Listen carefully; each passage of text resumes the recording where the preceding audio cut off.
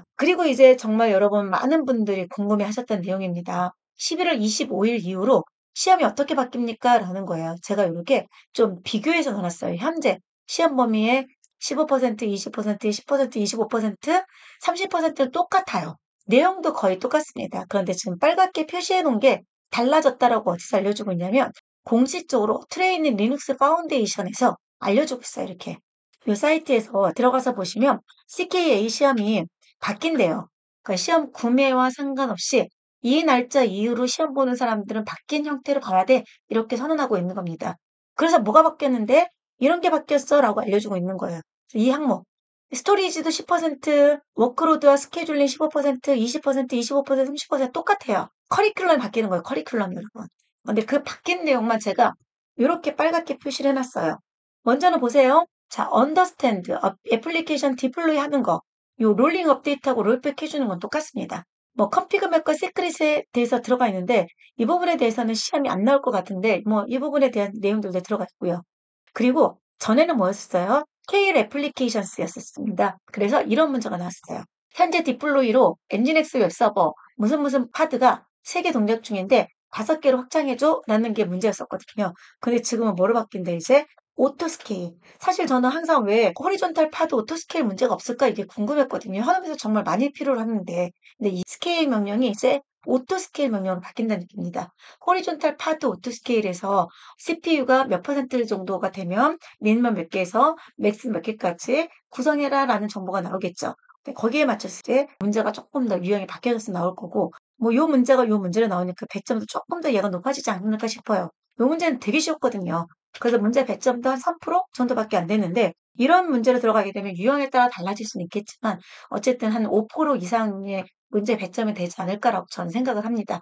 하지만 말씀드렸듯이 저도 시험을 아직 응시를 해본 적이 없으니까 그렇다라고 추측을 하는 거지 이게 정답이다라는 건 아닙니다. 저도 봐야지 알아요. 자, 그리고 뭐 셀프 힐링 기능이 들어가는 거는 동일하고요. 그리고 여기에 이제 하드에 대해서 어드미션 그리고 스케줄링 요 두 가지가 들어간대요. 그래서 어떤 파드 안에 하드웨어 리소스를 리밋 걸어준다든지 어피니티를 설정한다든지 이러한 내용들이 추가로 들어간다라고 되어 있으니까 파드 리밋이나 노드 어피니티를 설정해 주게 되면은요 관련되는 애들끼리 붙여서 컨테이너들끼리 붙여서 실행할 수도 있고 파드들을 좀 떨어뜨려서 실행할 수도 있고 어피니티 설정해서 얘네들은 떨어뜨려줘 얘는 붙여줘라고 요구사항을 집어넣을 수 있는데 이런 것들도 다 매뉴얼에 있어서 매뉴얼 안에 있는 값을 보고서는 그대로 문제풀이를 하시면 돼요. 그래서 기존의 파드보다는 조금 더 어드미션, 보안과 관련된 기능과 그다음에 스케줄링 관련된 부분이 좀 더 확장됐다라고 생각하시면 되고 쿠버넌티스 사이트에서 보시면 여기에 독스가 있습니다. 그래서 파드 리소스 리밋을 보면은요 그와 관련된 매뉴얼들을 쭉 이렇게 리소스 매니지먼트 for pod and containers라고 되어 있죠. 이런 데서 이제 자 리퀘스트 리밋 그다음에 뭐 리밋 설정해 주는 거 요렇게 이그젬플들이 다 있어요. 그래서 그런 내용들을 보면서 이렇게 이그젬플 리퀘스트 메모리 CPU 얼마나 리밋 메모리 CPU 얼마나 이런 식으로 컨테이너별로 설정해 주는 것까지 다 나와 있으니까 뭐 이거 보고서는 이해해서 문제 푸는 게 뭐 어렵겠습니까? 그죠? 그런 형태의 문제로 좀 유형이 바뀌었다 정도. 그리고 스케일링 대신에 뭐가 들어간다? 오토 스케일이 들어간다. 그래서 호리존탈 파드 오토 스케일 여기서도 호리존탈 파드 오토 스케일이라고 하는 HP에 입력하게 되면 호리존탈 파드 오토 스케일 매뉴얼 보시고 그 매뉴얼에 따라서 양을 설정해서 지정하는 거는 사실 얘는 사실컨대 커맨드 라인 명령어가 제일 쉽긴 하지만 이렇게 CPU 사용량이 60% 이상이 되면 나는 확장하겠다. 뭐 이런 내용들을 보면서 여러분 설정할 수 있고 커맨드 라인에서 충분히 뭐 지원해 줄 수 있는 내용들입니다. 요게 변경되는 거. 그 다음에 이제 인그레스 문제가 나왔었어요, 이전에. 그 외 나머지는 똑같습니다. 근데 인그레스 문제가 나왔었는데 그 인그레스 문제에서 이제 인그레스를 조금 더 기능적으로 확장해 놓은 API 게이트웨이가 들어갑니다. 게이트웨이, 쿠버넌티스 게이트웨이 API. 그쵸, 요즘에 애플리케이션 운영하는데 API 게이트웨이 빼놓고 어떻게 애플리케이션 운영을 해요, 여러분. 그죠? 그거 없으면 안 되잖아요. 그러니까 쿠버넌티스 환경에서도 이제 API 게이트웨이 많이 쓰거든요. 그래서 이 인그레스와 API 게이트웨이를 묶어서 사용합니다. 인그레스가 외부 퍼블릭 네트워크에서 접속을 할 때 사용되어지는 게 인그레스 애플리케이션 로드 밸런서인데 이거를 호출하는 걸 API 게이트웨이를 통해서 호출해야 되거든요. 그래서 요 내용에 대해서 또 변경된 상태로 들어가는데 요 주제는 아마 처음 보는 주제일 거고 저도 문제 유형이 어떻게 나올지는 아직 감을 못 잡았어요. 그래서 뭐 API 게이트웨이 설정에 관련된 부분이지 않을까라는 생각은 들지만 어쨌든 이러한 부분으로 문제 유형이 하나가 바뀌어져서 들어가는 거. 그리고 여전히 인그레스와 인그레스 컨트롤러가 들어가는데 API 게이트웨이와 그 인그레스 트래픽을 이제 API 게이트웨이가 또 컨트롤 해주는 그런 문제가 하나 출제된다라고 했으니까 그런 유형의 문제가 나오고 여전히 코어 DNS, 인그레스, 서비스 타입, 그 다음에 여기에 네트워크 폴리시가 드디어 들어갔죠. 원래는 여기서 나왔었는데 문제 예전에 없었잖아요, 이게. 근데 네트워크 폴리시가 방화벽입니다. 여기서도 나오고 여기서도 나와요. 근데 여기서는 항목이 없는 거고 여기서는 항목이 있는 거다라고 생각하시면 됩니다. 그래서 네트워크 폴리시 문제는 저랑도 한번 같이 풀어볼 것이고요. 그 다음에 호트에 대한 서비스에 대한 내용들 이런 내용들은 저랑 같이 다 풀어볼 거예요. 과거에도 있었던 문제라는 얘기입니다. 다만 이 문제는 저도 생소하기 때문에 아직 어떻게 풀이가 될지 모르겠어요. 그래서 이 문제는 제가 여러분에게 전달해 드릴 수는 없어요. 자, 그 다음에 오토스케일은 파드 오토스케일에 관련된 내용 조금만 공부하면 되고 이 내용도 뭐 매뉴얼만 볼 줄 아시면 충분히 대응할 수 있을 것 같아요. 그래서 사실 요거 문제 빼놓고는 이 두 개 항목에서는 여러분이 못 풀 건 없을 것 같습니다. 그 다음에 이제 스토리지에 대한 거는 뭐가 들어갔냐면 퍼시스턴트 볼륨 만들 때 스토리지 클래스나 다이나믹 볼륨 프로비저닝이 들어가는데 사실 이거 문제 이전에도 또 있었어요. 있었습니다. 단지 여러분에게 스토리지 클래스를 만드는 내용, 그 다음 다이나믹 프로비저닝을 세팅하는 건 안 나오고 그런 상태에서 다이나믹 프로비저닝이 되고 있는 상태에서 스토리지 사이즈를 늘리는 거 그거는 시험에서 나왔었는데 여기에는 없는 내용이지만 여기서는 실제 문제로 나왔었거든요. 그래서 그거에 대한 약간의 확장 버전이라고 생각하시면 돼요. 그래서 제가 수업을 할 때는 스토리지 클래스도 여러분에게 알려드릴게요. 어떻게 구성하는지. 그리고 다이나믹 프로비저닝은 우리 거로는 설정하기는 어려워요. 이거는 다이나믹 프로비저닝 세팅이 따로 들어가야 되니까. 그래서 제 생각에는 이 다이나믹 프로비저닝이 그걸 직접 여러분에게 세팅하라고는 안 나올 거예요. 왜냐면 다이나믹 프로비저닝 자체가 클라우드 인프라마다 다 방법이 다르거든요. 네, 인프라 스트럭처 환경에 적용받기 때문에. 그래서 요거와 관련된 스토리지 클래스를 만드는 것 정도가 한 문제 나오지 않을까라는 생각이 들지만 말씀드렸죠. 저도 아직 시험을 안 봤다고. 그래서 제 생각에는 요거는 문제 내는 건 좀 에바다. 그리고 이거는 좀 나올 만한데 이거 나올 때 이거가 있는 내용을 가지고 만들려고 나올 것 같다. 이건 미리 만들어 놓고. 네, 그게 이제 제 생각입니다. 그거 이상의 다이나믹 프로비저닝을 세팅해라. 이거는 시험에서 나오기가 상당히 어려워요. 세팅하는데 너무 오래 걸리고 그리고 이런 거는 나중에 이슈가 생길 수 있어요. 왜냐하면 인프라마다 다른데 그거를 왜 그 기준에 맞춰서 작업하냐라고 나오면 좀 이건 애매하죠. 그쵸? 그래서 우리 여기에 있는 그 인그레스 컨트롤러도 이미 다 설치된 상태에서 인그레스 룰만 정의하는 게 시험 문제 나오는 이유도 인그레스 컨트롤러는 인프라 스트럭처마다 다 다르거든요. AWS를 쓰느냐, 애저의 AKS를 쓰느냐, GK를 쓰느냐, 온프로미스의 어떤 제품을 쓰느냐에 따라 다 다르거든요. 근데 그거 기준을 가지고 시험 문제 내기가 애매하잖아요. 그러니까 컨트롤러 설치는 안 나오고 항상 룰을 만드는 것만 나왔었죠. 얘도 아마도 그러지 않을까라는 건 제 생각입니다. 제 생각엔 그래요. 그리고 우리 볼륨 만들어서 PV 만들고 PVC 만들고 볼륨 마운트 하는 거는 똑같습니다. 여전히 10%인데 10% 안에서 나온다면 요거 운영해서 직접 만들어서 PV 만드는 거.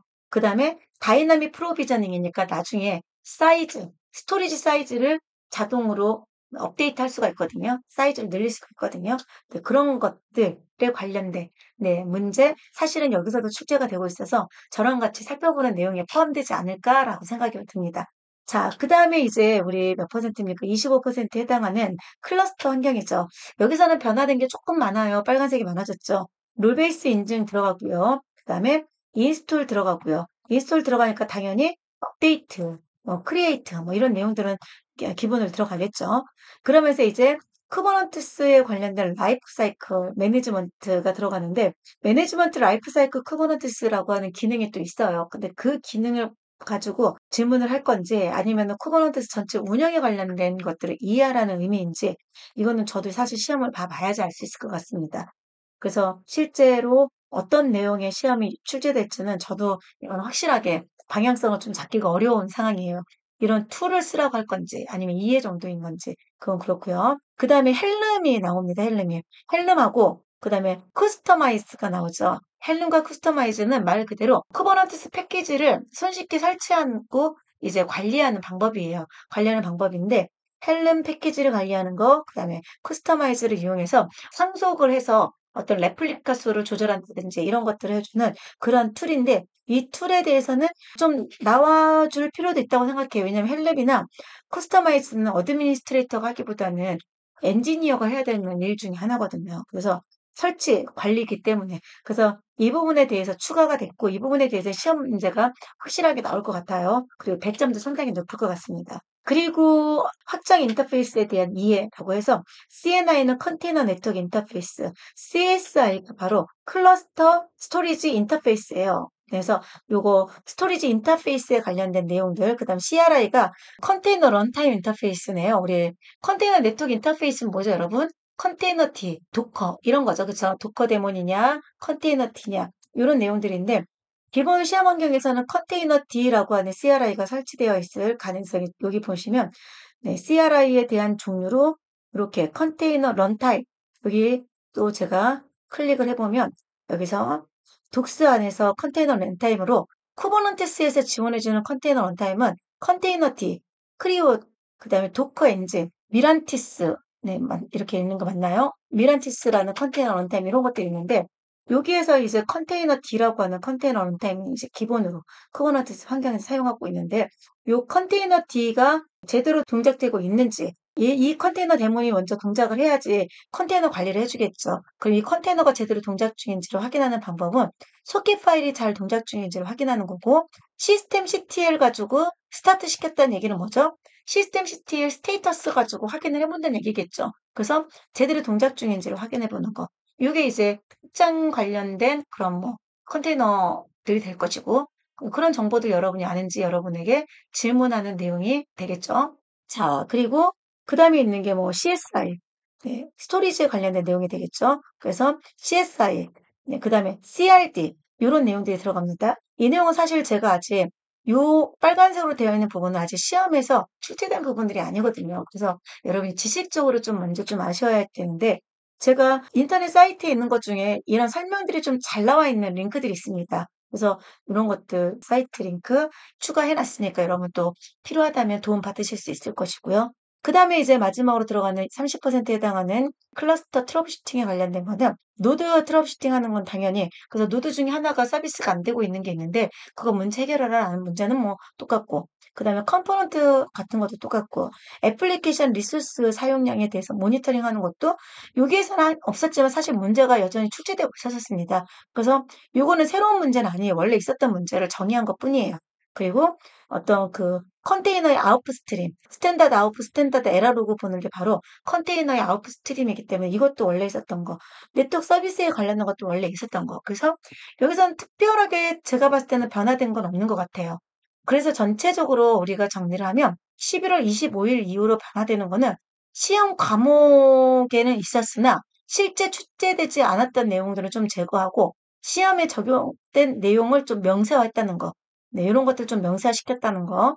그리고 현업에서 좀 더 활용할 수 있는 인프라 구축 기술로 API 게이트웨이라든지 또는 뭐 오토스케일이라든지 이런 것들이 좀 더 확장돼서 들어갔다라는 거. 이렇게 저희가 봤을 땐 정리를 하면 될 것 같아요. 그래서 25일 이후로는 이렇게 빨갛게 되어 있는 부분들에 대한 시험인데 사실 제가 봤을 때 요 정도는 여러분 충분하게 리소스 리밋을 대응하실 수 있을 것 같고 그 다음에 오토 스케일도 한 번 정도 해보면 충분하게 대응하실 수 있을 것 같고 다이나믹도 그렇게 어렵지 않게 할 수 있을 것 같고 그 다음에 이 문제에 해당하는 부분이 API 쪽이라든지 라이프 사이클이라든지 헬렘이라든지 뭐 커스터마이즈 요것 사실 한번 해보면 대응해 볼 수 있을 것 같은데 요 문제 틀렸다 치고 뭐 요 문제 정도 한 문제 정도 틀렸다 치고 그 다음에 요 문제 틀렸다 치면 세 문제 틀려서 여러분이 시험이 떨어지진 않겠죠. 그 세 문제 정도 못 풀어도 뭐 80점 이상 맞지 않겠어요? 나머지 문제 다 풀어낸다면?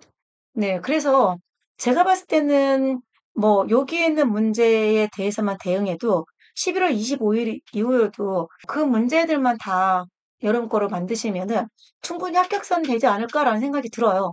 뭐 그런 생각은 드는데 또 여러분 마음에는 늘 불안한 마음이 있으면 안 되니까 또 그 이후로는 거기에 맞춰서 좀 시험을 대응해 주시면 좋을 것 같고 이거는 그렇게 어려운 내용은 아니에요. 커맨드 라인에서 리소스 몇 퍼센트였을 때 미니멈 몇 개에서 맥스 몇 개까지 확장한다. 이것도 진짜 어려운 건 아니에요. 근데 문제 배점이 딱 정해졌잖아요. 그죠? 15%라서 그렇게 큰 비중은 아니어서 보시면 좋을 것 같고 방화벽은 뭐 저랑도 배웠고 여기서는 요거 하나밖에 달라지는 건 없거든요.